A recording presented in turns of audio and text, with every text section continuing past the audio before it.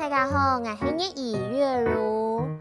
各位欢喜有一百个机会来到我以前的学校来同大家介绍一下。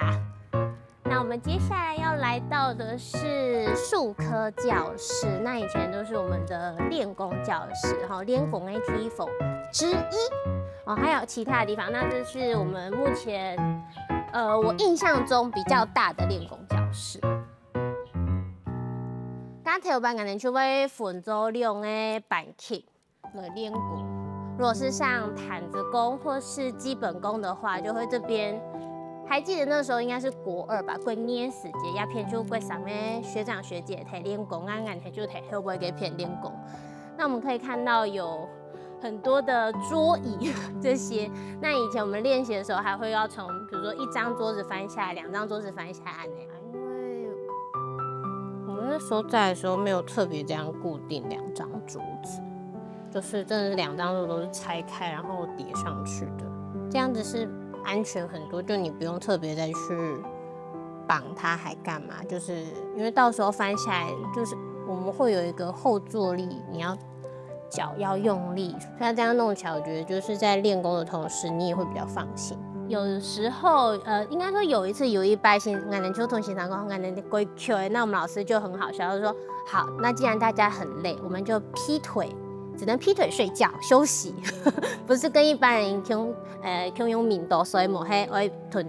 脚安尼岔开来水磨。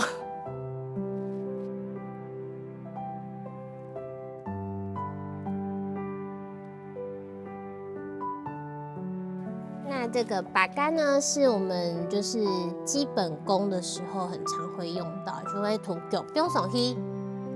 然后去拉我们后面的脚筋，因为在戏曲来说，我们在踢腿的时候，最好是可以脚尖要勾起来，可以碰到额头。对，所以老师就会要求我们光是就是前面基本功都要练很久，因为你基本功练得漂亮，就是你毯子功也会翻得漂亮。那这个有时候是俺们头摆做后上的一个时间，拿点偷懒的一个方式，脚就会挂在上面。对，但是你这要欣赏某宽度的时间，可以讲欣赏宽度会全班一起被罚，就是可能再加秒数啊，还是加分钟数这样子。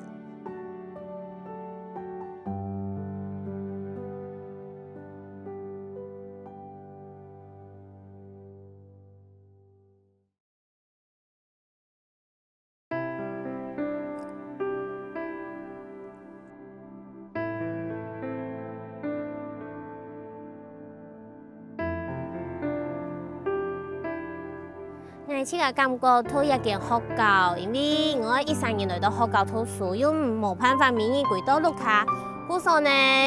讨厌件学校最大嘅就是安用嘅对其他负责任，还有对惩罚也的处理，